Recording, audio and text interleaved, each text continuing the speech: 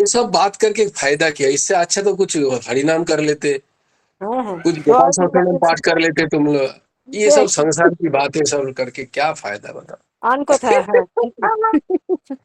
বেশ, জয় গুরু রাধে শ্যাম। जय गुरु राधे श्याम, जय गुरु राधे श्याम, गोविंद जय जय, गोपाल जय जय, राधा रमन हरि गोविंद जय जय। हे कृष्ण गोविंद हरे मुरारे, हे नाथ नारायण वासुदेव, गोविंद जय जय, गोपाल जय जय, राधा रमन हरि।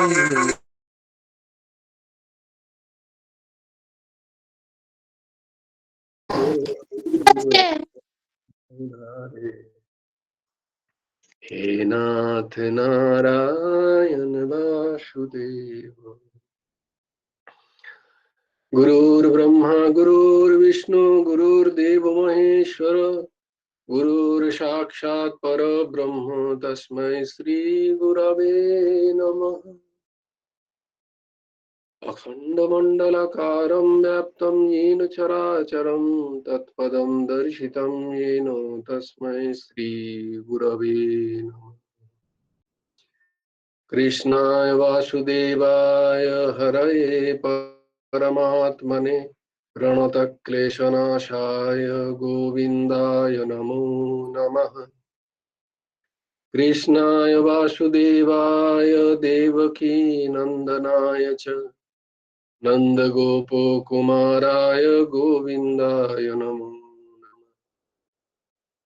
वसुदेवं सुतं देवं कंसचानूरमर्दनं, देवकी परमानन्दं कृष्णं वन्दे जगत्। আজকে ये পাঠ করবে আর নাম শুক্লাদির পরে? হ্যাঁ, না রমাদি তো নেই এখন ওখানে, আমাদের যখন বাড়িতে যাবে তখন করবে। তারপরে কি আছে? মিতাদি আছে বোধহয়। আমি হ্যাঁ, করব। জয় গুরু করো দিদি, রাধে করো শ্যাম। করো করো করো। হুম, একে ধরবে। জয় গুরু রাধে শ্যাম, জয় গীতা। ধর্মক্ষেত্রে কুরুক্ষেত্রে সমবেতা যুযুৎসব, মামকাঃ পাণ্ডবাশ্চৈব কিম কুর্বত সঞ্জয়। যত্র যোগেশ্বরঃ কৃষ্ণ যত্র পার্থ ধনুর্ধর, তত্র শ্রী বিজয়ভূতি ধ্রুবা নীতির্মতি মম। যদা যদা হি ধর্মস্য গ্লানির্ভবতি ভারত, অভূতানম ধর্মস্য তদাত্মানং সৃজাম্যহम्। পরিত্রাণায় সাধূনাং বিনাশায় চ দুষ্কৃতাম, ধর্ম সংস্থাপনার্থায় সম্ভবামি যুগে যুগে। কর্মণ্যেবাধিকারস্তে মা ফলেষু কদাচন, মা কর্মফল হেতুর্ভূর্মা তে সঙ্গস্ত কর্মণি। যোগস্থ কুরু কর্মাণি সঙ্গং ত্যক্ত্বা ধনঞ্জয়, সিদ্ধ সিদ্ধ সমভূত্বা সমত্বং যোগ উচ্যতে। বিহা কামাঞ্জ সর্বং পুমাং চরতি নিঃস্পৃহ, নির্মম নিরহংকারঃ স শান্তিমধিগচ্ছতি।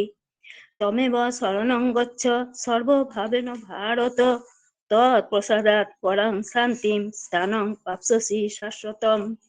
তদ্বিদ্ধি প্রণিপাতেন পরিপ্রশ্নেন সেবয়া, উপদেক্ষ্যন্তি তে জ্ঞানং জ্ঞানিনঃ সত্ত্বদর্শিনঃ। শ্রদ্ধাবান লভতে জ্ঞানং তৎপর সংযতেন্দ্রিয়ঃ, জ্ঞানং লব্ধ্বা পরাং শান্তিম অচিরাদধিগচ্ছতি। কার্পণ্য দোষোপহত স্বভাব পৃচ্ছামি তাং ধর্ম সংগ্রহস্যেতা, যচ্ছয়া সন্নিশ্চিতং বুহি তন্মে শিষ্যস্তে অহং সাধিমাং তাং প্রপন্নম। সর্বধর্মান পরিত্যাজ্য মামেকং শরণং ব্রজ, অহং ত্বাং সর্বপাপেভ্যো মোক্ষয়িষ্যামি মা শুচঃ। চঞ্চলং হি মনঃ কৃষ্ণ প্রমাথি বলবদ্ধিরম, তস্যাং নিগ্রহং মন্যে বায়ুরিব সুদুষ্করম। অসংশয়ং মহাবাহ মনোদুর্নি গ্রহম চলম অভ্যাসেন তু কৌন্তেয় বৈরাগ্যেন চ গৃহতে পত্রং পুষ্পং ফলং ত্বং ইয়ো মে ভক্ত প্রযচ্ছতি তদহং ভক্ত উপহৃতম অস্নামি প্রযতাত্মনা যৎ করসি যত স্নাসি যজ্জুহসি দদাসি যৎ তপস্যাসি কৌন্তেয় তৎ কুরুষ মদর্পণম। জয় গুরু রাধেশ্যাম। জয় গুরু রাধেশ্যাম, জয় গুরু রাধেশ্যাম। অপূর্ব অপূর্ব। এরম ঘরে ঘরে দিদারা গীতা পাঠ করুক আর নাতি নাতরিরা শ্রবণ করুক ছোটবেলা থেকে। কি অদ্ভুত সংস্কার তৈরি হবে ওদের মধ্যে, চিন্তা করো। সমানে আমার পিঠটা ধরে আছে আমার আমি তাই জন্যই হাসছিলাম, অপূর্ব। এরমই তো হওয়া উচিত, এরমই তো হওয়া উচিত। বলছে এরকমই এরকমই আগে ছিল। প্রত্যেক ঘরে ঘরে গীতা পাঠের আজ্ঞা দিতেন গুরু মহারাজরা, কুলগুরুরা। প্রত্যেক ঘরে ঘরে গীতা পাঠ হতো। আমার দিদিমা যখন রামায়ণ পড়তো, মহাভারত পড়তো, তখন আমরা বসে বসে শুনতাম। দেখো, আর সেই সংস্কারই আজকে দেখো তোমার মাধ্যমে তোমার এই তৃতীয় প্রজন্ম পাচ্ছে। অসাধারণ, এইরকম হওয়া উচিত সমস্ত সংসারে। তা নয় সকাল সন্ধ্যাবেলা হলে সব নাতিও দেখছে, নাতনিও দেখছে, তার সাথে দিদারাও দেখছে টিভি। এইরকম যদি হয় কি অপূর্ব, কত সুন্দর হবে। আলাদা করে বলতে হবে না যে মানুষ কর ছেলেটাকে, সব ঠিক ঠিক মানুষ হয়ে যাবে, সত্যিকারের আমি মানুষ। যখন রাধেশ্যাম নাম করবো, ও তখন হাততালি দেবে। বাহ বাহ, অপূর্ব অপূর্ব। আর আমার কাজ ছাড়া হয় না রাধেশ্যাম নাম করলে। কি সুন্দর সংস্কার, কি সুন্দর, অদ্ভুত অদ্ভুত। এইরকম হওয়া উচিত। দিব্য পরিবেশ, দিব্য পরিবার। আঙুলগুলো এমন করবে মনে হয় যেন সবসময় জব করছে। হ্যাঁ, এসছে হয়তো কোনো যোগভ্রষ্ট। কে জানে। খুব সুন্দর, ঠিকই তো, ঠিকই তো। আজকেই এক জায়গায় শুনছিলাম যে এক মহাপুরুষ বলছেন যে গীতার যে কোনো শ্লোক পাঠ করলে হবে না, গীতা একটু করে পড়ো। বলে আমার তো সময় নেই। শিষ্য বলছে আমার সময় নেই, আমি কি করব? হ্যাঁ, তো বলছে তাহলে এক কাজ করো, দুটো শ্লোক অবশ্যই পড়ো। এটা দিদি, এই মিতাদিই জিজ্ঞেস করছিল একদিন যে ভাই কেন এরকম এই শ্লোকগুলোই তুমি পছন্দ করেছো কেন? তো তার কারণ দেখো একটা, এইটা এক মহাপুরুষের তিনি তার শিষ্যকে বলছেন যে সব গীতার যে কোনো শ্লোক পড়লে হবে না, এই দুটো শ্লোক অবশ্যই পড়বে, যে দুটো শ্লোক পড়লে সমস্ত গীতা পাঠের ফল পাওয়া যায়। এটা যেন বাদ না যায়। কি কি? যেটা আমরা প্রথমেই পড়ি, গীতার প্রথম শ্লোক, শ্রীমদ্ ভগবদ গীতার প্রথম অধ্যায়ের প্রথম শ্লোক এবং শ্রীমদ্ ভগবদ গীতার 18 অধ্যায়ের অন্তিম শ্লোক, 78 নম্বর শ্লোক। এই দুটি পড়লে অবশ্যই মন দিয়ে মনন করে যদি পড়া যায়, তাহলে সমস্ত গীতা পাঠের ফল পাওয়া যায়। তবে হ্যাঁ, অবশ্যই যদি সময় থাকে, আমাদের যদি চর্চার সময় থাকে, তাহলে সমস্ত গীতাই আমাদের পাঠ করা একটু একটু করে উচিত প্রত্যেক দিন। কিন্তু যদি না পারি, তাহলে দেখো গুরুদেব আমাদের এই দুটো শ্লোকের মাধ্যমে, আমাদের তো সবাইকারই আশা করি কণ্ঠস্থ হয়ে গেছে এই দুটো শ্লোক।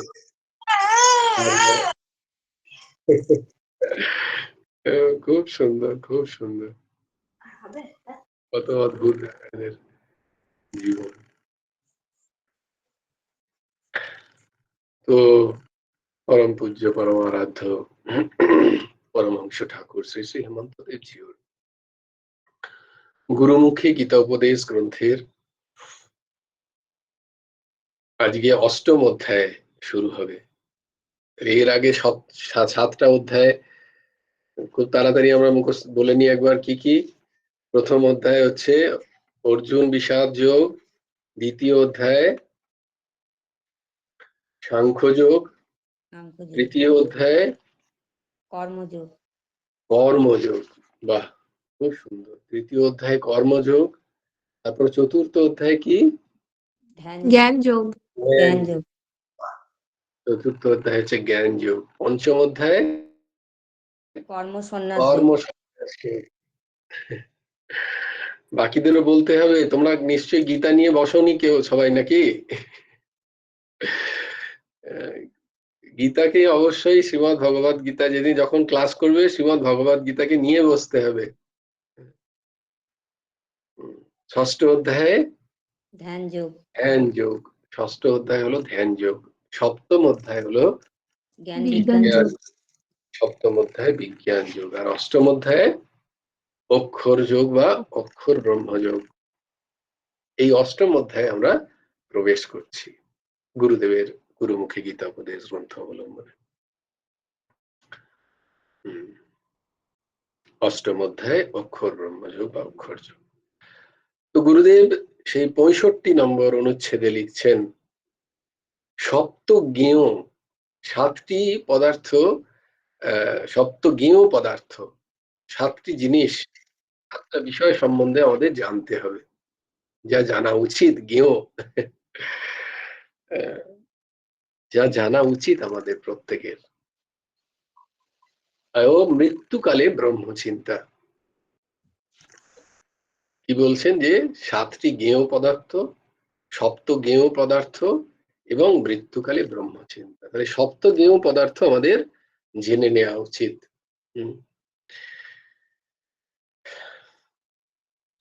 কখন মৃত্যু এসে হাজির হয় কেউ তো জানে না।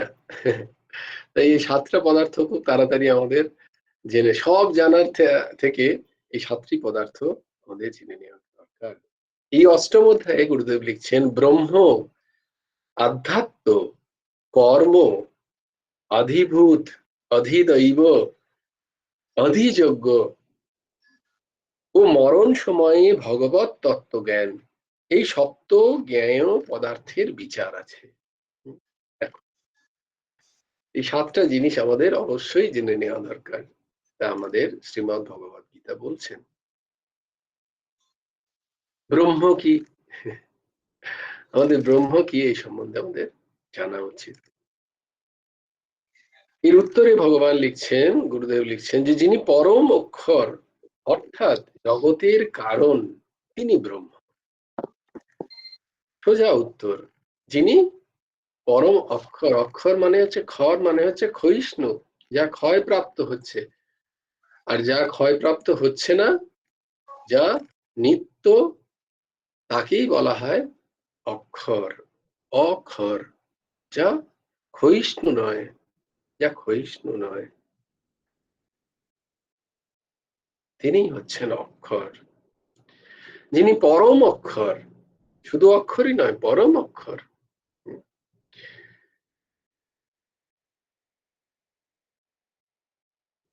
যিনি পরম অক্ষর অর্থাৎ এই জগতের কারণ, এই জগতের তিনি কারণ, তিনি নিমিত্ত কারণ, আবার তিনি উপাদান কারণও বটে। কারণ ছাড়া তো কার্য হবে না। তাই এই জগৎ যদি কার্য হয়, তাহলে সেই কার্যের কারণ হচ্ছেন ব্রহ্ম, ভগবান, জগদীশ্বর, জগন্নাথ।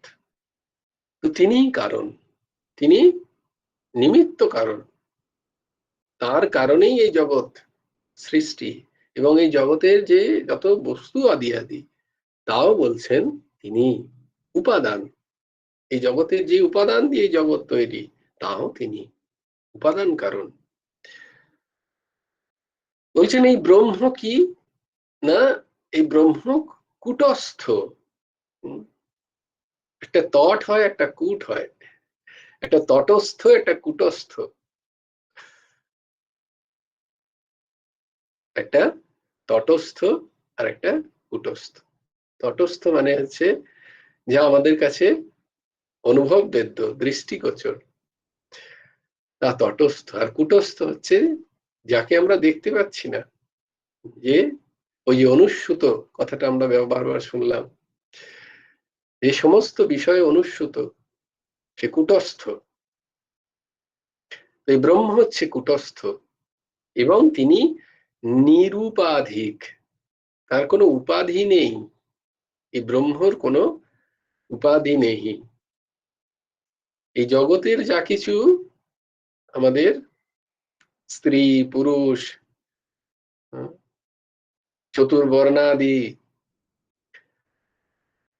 এবং বয়সের তারতম্য অনুযায়ী তাদের নাম বাল্য, কৈশোর, যৌবন, বার্ধক্য, মৃত্যু আদি আদি যে কোনো অবস্থা, সমস্ত উপাধি, কিছু না কিছু উপাধিতে আমরা পরিবৃত। কিন্তু ব্রহ্ম হচ্ছে, তিনি সমস্ত উপাধির পরপারে, উপাধির দ্বারা তিনি প্রচ্ছন্ন নন, উপাধির দ্বারা তিনি আবদ্ধ নন, তিনি নিরুপাধিক। তাহলে ব্রহ্ম কি? ব্রহ্ম হচ্ছেন অক্ষর, পরম অক্ষর, তিনিই জগতের কারণ এবং তিনি কূটস্থ, তিনি প্রকাশিত নন, তিনি কূটস্থ এবং নিরুপাধিক, তিনি নিরুপাধিকও বটে, ব্রহ্মের স্বরূপ। এরপর আধ্যাত্ম কি? দ্বিতীয় নাম্বার হচ্ছে আধ্যাত্ম। আমরা বলি বারবার, সবাই ব্যবহার করি, অধিআত্মা। আধ্যাত্ম কি? এর উত্তরে সেই ব্রহ্মের অংশ স্বরূপ জীব রূপে যে উৎপত্তি, ব্রহ্মেরই অংশ জীব, জীব রূপে যে উৎপত্তি, তখন তটস্থ হচ্ছেন ব্রহ্ম। মায়াকে অধিষ্ঠান করে জীব রূপে যখন উৎপত্তি হচ্ছেন, এটা তার স্বভাব, সেই স্বভাবকেই বলছে আধ্যাত্ম। আধ্যাত্ম কি তাহলে? আত্মা সম্বন্ধীয় বিষয়। আত্মা কোথা থেকে এলো, কিভাবে তার প্রকাশ, কে আত্মা, কে জীবাত্মা, কে পরমাত্মা, এইসব প্রশ্নের যে সমাধান, এইসব প্রশ্নের যে উত্তর, এইসব প্রশ্নের যে জানার যে ইচ্ছা, জিজ্ঞাসা এবং তার সম্বন্ধীয় যে চর্চা, যে ব্রহ্ম ছিলেন, তিনি তো কূটস্থ, তিনি তো নিরুপাধিক, কিন্তু জগৎ তো উপাধিক, জগৎ তো তটস্থ। তাহলে জগতের উৎপত্তি কি করে হলো? তাহলে সেই ব্রহ্মেরই অংশ হচ্ছে জীবাত্মা, এবং সেই জীবাত্মা যখন প্রকাশ হচ্ছে তার স্বভাব দ্বারা, তার যে স্বভাব, তার যে স্বভাব, জ্ঞান ও স্বরূপঞ্চ হরের অধীনম, এই যে স্বরূপ, তার যে স্বভাব, এই স্বভাবকেই বলা হয় আধ্যাত্ম। ব্রহ্ম সম্বন্ধী, ব্রহ্ম সম্বন্ধী দেহাধিষ্ঠিত, ব্রহ্ম সম্বন্ধী আছে দেহ, যে জড়, দেহাধিষ্ঠ ইন্দ্রিয় সমূহ কিন্তু তা আধ্যাত্ম নয়। ইন্দ্রিয় সমূহ কিন্তু জড় পদার্থ, ইন্দ্রিয় সম্বন্ধ সমস্ত জড়, যা কিছু জড় তা আধ্যাত্ম নয়, তা প্রকৃতির বিষয়, প্রকৃতি থেকে উদ্ভূত। তাহলে আধ্যাত্ম কি? না ওই চৈতন্য, সেই কনসাসনেস, সেই এক কনসাসনেস, এক চৈতন্য, যা ব্রহ্মের অংশ, তার সম্বন্ধীয় চর্চাই হচ্ছে আধ্যাত্মিক চর্চা। তাই আধ্যাত্ম, আধ্যাত্মা। এরপর বলছে কর্ম কি? তৃতীয় হচ্ছে কর্ম কি? উত্তরে বলছেন, দেবতার উদ্দেশ্যে দ্রব্য ত্যাগ স্বরূপ যে যজ্ঞ, দেবতার উদ্দেশ্যে দ্রব্য ত্যাগ স্বরূপ যে যজ্ঞ, তাহাই কর্ম, তাহাই কর্ম পদবাচ্য। তাহলে আমাদের যে কর্মের কথা আমরা বারবার পড়ি, সেগুলো যদি দেবতার উদ্দেশ্যে হয়, সেগুলো যদি যোগ্য হয়, তবেই সেগুলো কর্মপদবাচ্য, নচেত সেগুলো সব বিকর্ম হয়ে যাবে, কর্মপদবাচ্য। কর্মপদবাচ্য কি না? যা দেবতার উদ্দেশ্যে দ্রব্য ত্যাগ করা হচ্ছে, যা কিছু ত্যাগ হচ্ছে, ত্যাগ স্বরূপ যে যজ্ঞ, যজ্ঞ মানেই কিছু না কিছু ত্যাগ। এখানে আমরা কি ত্যাগ করছি, তাই কর্মপদবাচ্য। অর্থাৎ প্রাণীবর্গের উৎপত্তি ও বৃদ্ধিকর যাগ দান হোমাত্মক যে ত্যাগ, তাহাই কর্ম শব্দের অর্থ।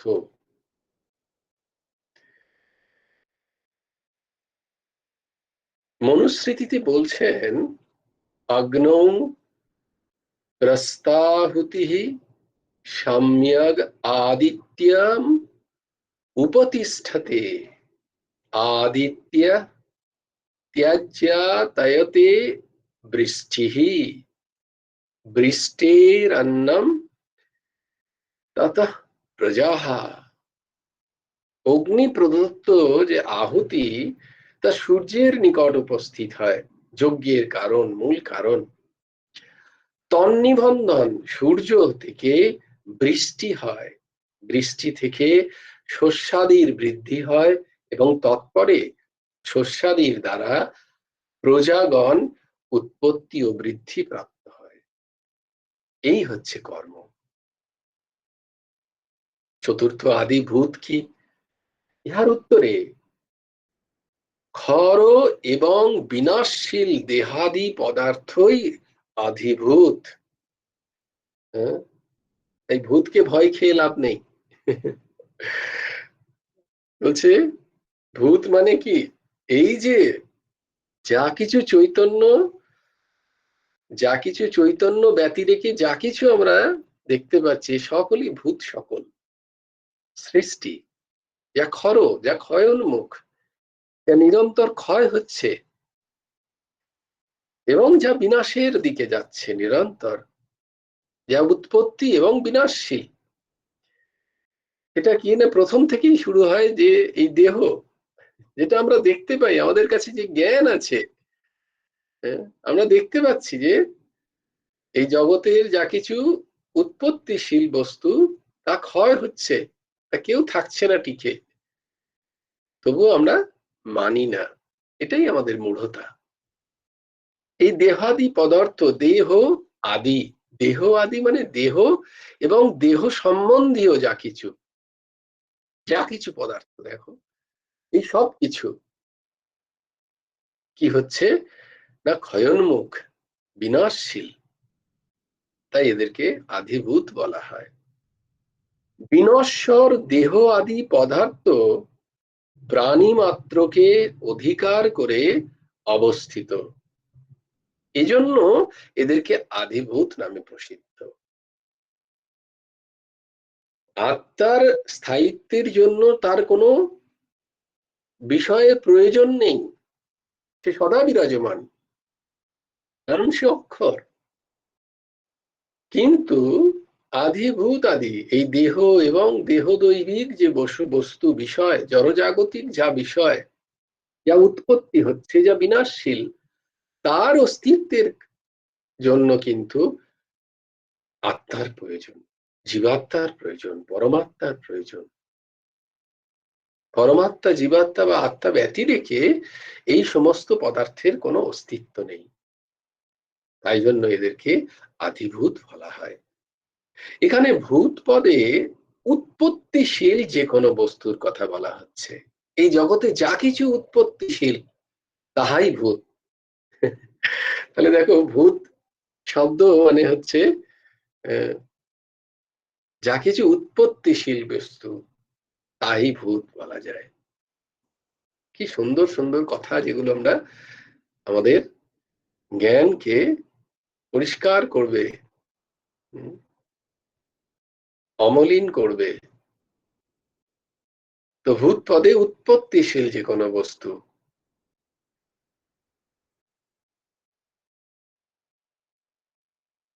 এই তাদেরকে আশ্রয় করে যিনি আছেন, তিনি আদিভূত দেহাদি পদার্থ। এই সমস্ত দেহাদি পদার্থ, এগুলোই হচ্ছে আদিভূত। আদি দৈব কি? উত্তর হলো অগ্নি, ইন্দ্র আদি দেবতাগণকে আশ্রয় করে যিনি ইন্দ্রিয় সমূহের প্রেরক, তিনি আদিদৈব। সমষ্টি লিঙ্গ শরীরাভিমানী হিরণ্যগর্ভ। একটা হচ্ছে ব্যক্তিলিঙ্গ, একটা সমষ্টি লিঙ্গ। এই সমষ্টি লিঙ্গের, সমষ্টি মানে হচ্ছে সমস্ত ব্যক্তিকে, মানে একটা হচ্ছে একটা ছোট ছোট জায়গায় যার অস্তিত্ব, এই যে অস্তিত্ব, এই ছোট ছোট জায়গার ছোট ছোট বিষয়, ছোট ছোট বস্তুর যে অস্তিত্ব, এই অস্তিত্বের কারণ একটা সমষ্টি অস্তিত্ব, একটা সমষ্টি, সেটা একটা একটা একটা বৃহৎ আকার, যেখান থেকে ঊর্জা নিয়ে, যেখান থেকে শক্তির দ্বারা, যেখান থেকে যার উৎসের কারণ যা, সেটা হচ্ছে একটা সমষ্টি, একটা ব্যক্তি আর একটা সমষ্টি। তো ব্যক্তিলিঙ্গ হয়, ব্যক্তি একটা সমষ্টি লিঙ্গ, সমষ্টি ইন্দ্রিয়। সেই সমষ্টি লিঙ্গ একটা ব্যক্তিলিঙ্গ শরীর অভিমানী, একটা সমষ্টি লিঙ্গ শরীর অভিমানী। সমষ্টি লিঙ্গর একটা শরীর হয়, সে তার অভিমান থাকে, সেই অভিমানী যে, যাকে হিরণ্যগর্ভ বলা হয়। হিরণ্যগর্ভ থেকেই এই সৃষ্টির উৎপত্তি হয়। তার নিজের একটা অভিমান আছে, তার নিজের একটা অহংকার আছে। বলেছিল তোমাদের অহং বিনা সৃষ্টি চলবে না, সৃষ্টির কোনো অস্তিত্ব নেই, এই অহং। তো এই সমষ্টি অহং যে, তাকেই বলা হয় হিরণ্যগর্ভ। তো এখানে বলছেন যে সূর্যমণ্ডল মধ্যবর্তী বিরাট পুরুষই, সেই যে পুরু, সেই যে পুরুতে যিনি বাস করছেন, সেই পুরুষই আদিদৈব। ইনি স্বীয় অংশভূত সমুদয় দেবতাগণের অধিপতি বলে আদিদৈব নামে খ্যাত। তারই অংশভূত সমুদয় দেবতাগণ, তাদের তিনি অধিভূত, তিনি অধিপতি, তিনি মূল, সেই হচ্ছে আদিদৈব। আদিযজ্ঞ কি? এর উত্তরে যজ্ঞাধিষ্ঠাতা, যজ্ঞের অধিষ্ঠাতা ভগবান বিষ্ণু। বিষ্ণুবহি যজ্ঞময়ী বিষ্ণু ভাগবতে আছে। যজ্ঞাধিষ্ঠাতা বিষ্ণু নামক দেবতা বিশেষ, তিনি আধিযজ্ঞ, তিনি হচ্ছেন আধিযজ্ঞ। সেই বিষ্ণুই যজ্ঞ রূপে মনুষ্য দেহে বর্তমান আছেন। এই যে মনুষ্য দেহ, যে ক্ষেত্র, সেখানেও নিরন্তর যজ্ঞ হচ্ছে, আর সেখানে সেই যজ্ঞ রূপে কে বর্তমান? ভগবান বিষ্ণু। অর্থাৎ এই দেহে অন্তর্যামী রূপে অবস্থিত ভগবানই আধিযজ্ঞ, যজ্ঞে অধিষ্ঠাত্রী দেবতা ও যজ্ঞাদি কর্মের ফলদাতা। যে অন্তর্যামী রূপে ভগবান প্রত্যেক দেহে বর্তমান, তিনি হচ্ছেন যজ্ঞাধিপতি বিষ্ণু, আধিযজ্ঞ। মরণ সময়ে ভগবত তত্ত্বজ্ঞান কিরূপ? অর্থাৎ মরণকালে সংযত চিত্ত ব্যক্তিরা ভগবানকে কি উপায়ে জানতে পারবে? এর উত্তরে মৃত্যুকালে জীব শ্রী ভগবানকে স্মরণ করতে করতে দেহত্যাগ করে অর্চিরাদি মার্গ, দুরকম মার্গ হয়, অর্চিরাদি, ধূম আদি মার্গ।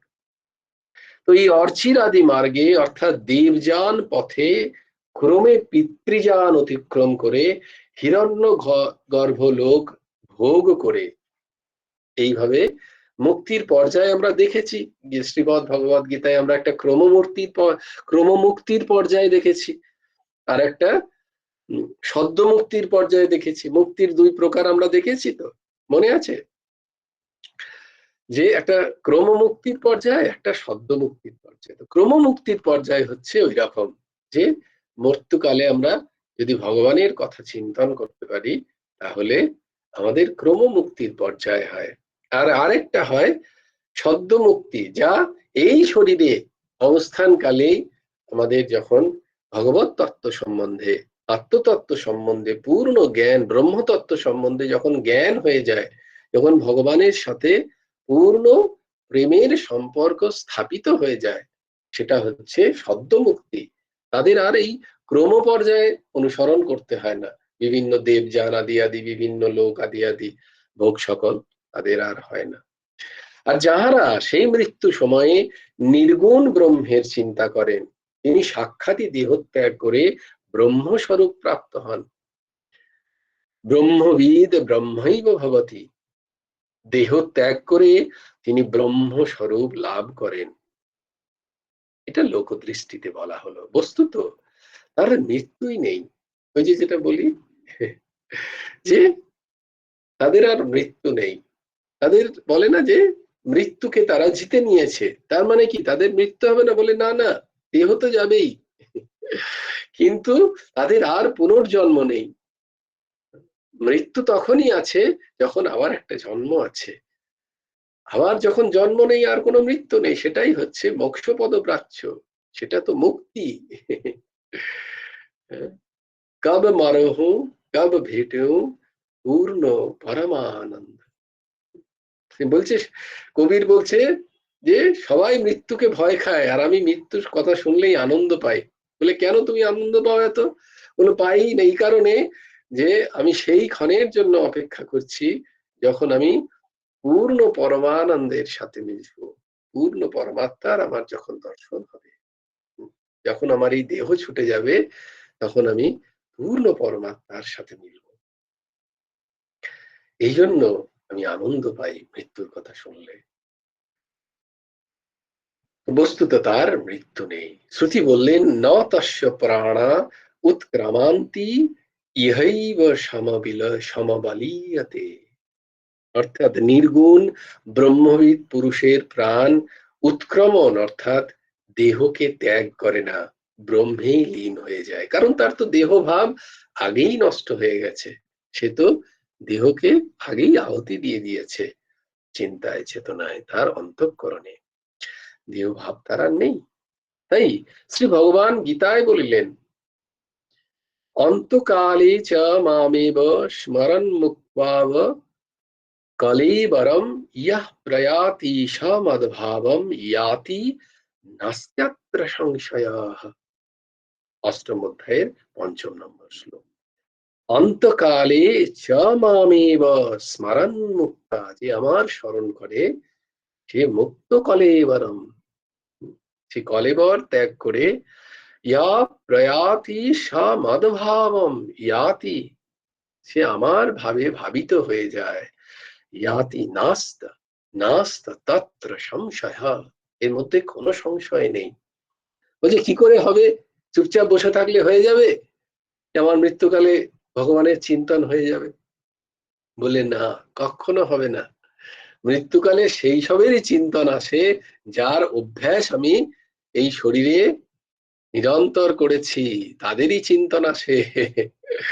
দেখো, আমাদের বোঝা যায় যে, এটা থেকে বোঝা যায় যে কখন যে খুব যখন অকস্মাৎ কিছু হয়ে যায় তখন আমার চিন্তন কোন দিকে যাচ্ছে। আমার চিন্তন সংসারের দিকে যাচ্ছে না ভগবানের দিকে যাচ্ছে। এটা থেকে বোঝা যায় যে আমার ওই মৃত্যুকালেও, কারণ তখন আর সেই ভাব থাকে না, তখন আমার চিন্তন কোন দিকে যাচ্ছে সেটা নির্ভর, সেটা করার জন্য যাতে আমার চিন্তন ভগবানের দিকে যায় তার অভ্যাস করার জন্যই এই সৎসঙ্গ, তার অভ্যাস করার জন্যই ভগবত চর্চা, সেই অভ্যাসের জন্যই সেই সময় জানে অভ্যাসগতই আমার যেন ভগবত স্মরণ হয়ে যায়, তার জন্যই নাম জপ সাধনাদির ব্যাখ্যা, যে আমার অন্তিমটা যাতে শুধরে যায়। এর কারণ বলে যদি তুমি সেই সবের জন্য এখনটাকে শুধরে নাও তাহলে কিন্তু অন্তিম শুধরানো মুশকিল। বলে কিরকম? বলে এইসবের জন্য যদি তুমি সংসারের জড়জাগতিক ভোগবস্তুর আকাঙ্ক্ষা করো তাহলে মৃত্যুকালেও কিন্তু ওই জড়জাগতিক বিষয়ই আমার মনে পড়বে, আমার ভগবান স্মরণে আসবে না। তাই খুব সাবধানে বাঁচিয়ে রাখতে হয় ভগবানের নাম। বলে যা হচ্ছে হোক প্রভু, যা ভোগ করছি করি, কিন্তু আমাদের তো মোহগ্রস্ত প্রাণ, আমাদের মোহগ্রস্ত শরীর, মোহগ্রস্ত অন্তঃকরণ। তাই আমরা কি করি, আমরা ভগবানের কাছে প্রার্থনা করি জড়জাগতিক বিষয়, সংসার প্রার্থনা করিনি, তাই আমাদের এই ভোগান্তি বারংবার ভুগতে হয়। তাই কি করতে হয়?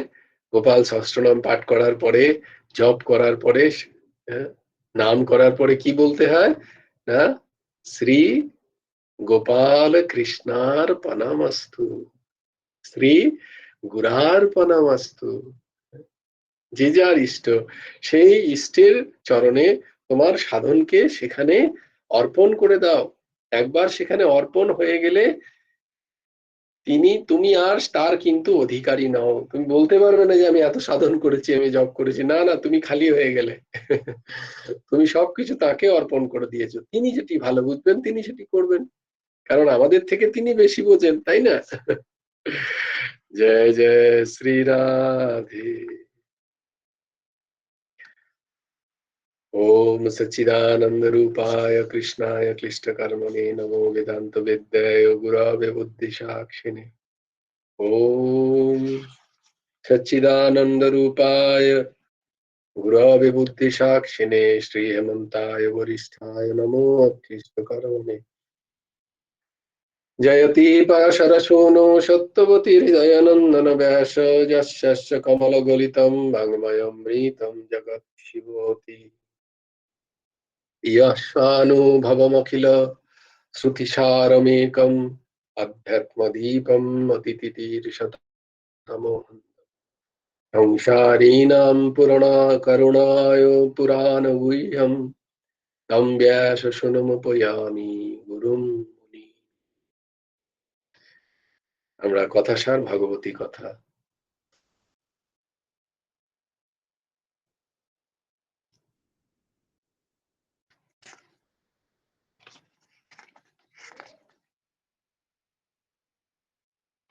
প্রসঙ্গ তো একটু বৃহৎ প্রসঙ্গ।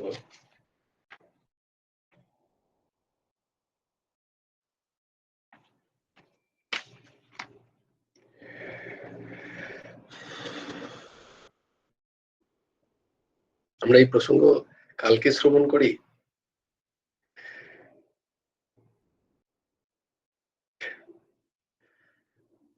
আজকে আমরা কি এখানেই সমাপ্ত করব? যদি তোমার অসুবিধা থাকে তাহলে নিশ্চয়ই করবে। কারণ আমাকেও নাইটে বেরোতে হবে আসলে। হ্যাঁ, তাহলে 8টা বাজতেই তো চললো। হ্যাঁ, জয় গুরু রাধে। আমরা কালকে করি, কাল কি হবে আগামীকাল। ঠিক আছে। जय जय श्री राधे, जय जय श्री सीताराम, हर हर महादेव। भज गुरु हेमंत देव राधे श्याम, जप हरे कृष्ण हरे राम। जय गुरु राधे श्याम, राधे श्याम राधे श्याम, श्याम श्याम राधे राधे, राधे कृष्ण कृष्ण कृष्ण राधे राधे। जय गुरु राधे श्याम। श्री गुरार्पणमस्तु, श्री हेमंत देवार्पणमस्तु। সবাই ভালো থেকো, সুন্দর থেকো, সুস্থ থেকো। জয় গুরু রাধে শ্যাম। তুমিও ভালো থেকো ভাই, সাবধানে যাবে। হ্যাঁ হ্যাঁ দিদি, হ্যাঁ। আর এই দিদিরা আছে বলেই দেখো আমার সৎসঙ্গ হয়ে যাচ্ছে, বলি না তোমাদের ডান্ডাগুলো আছে বলেই এই প্রমাদী জীবেরও খানিকটা সৎসঙ্গ হয়ে যায়, খানিকটা। এখন আমাদের যা কিছু আছে, গীতা ক্লাস, ভাগবতের ক্লাস, সব আমার ভাইকে নিয়েই তো আসরে মাঝে। ঠিক আছে, সাবধানে যাবে। হ্যাঁ, জয় গুরু রাধে।